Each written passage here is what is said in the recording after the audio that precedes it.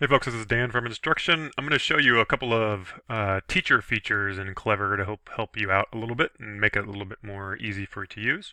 So on the left of my screen here in this window I have the teacher view of things, and on the right I have a student view so you can see things. So if you log in as a teacher to Clever, you have a couple of options over here. So you can check out resources from Clever if you want to learn more. But if you're in a pinch, all you got to do is click on Help a Student.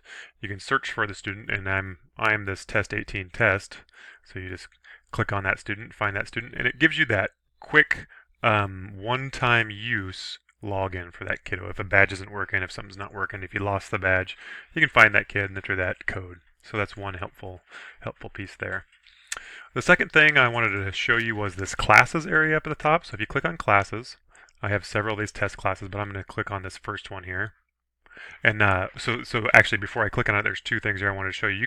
You can log the entire class out if you need to shut everybody down or get their attention in some way, and then you can launch an app. And I'll show you what that looks like when I click into the class. So clicking into the class, and you can see here are all the available applications for you. So you can just simply click on one of these and watch what happens over here. So if I click on Google Drive, for instance, click on Google Drive, it blocked it as a pop-up. Using Firefox over here, it should work fine on Chrome with the student settings. So boom, it opens up my Google Drive. Wherever else you wanted to go, you could go to Google Classroom. It's going to pop up Google Classroom for the kids on their accounts.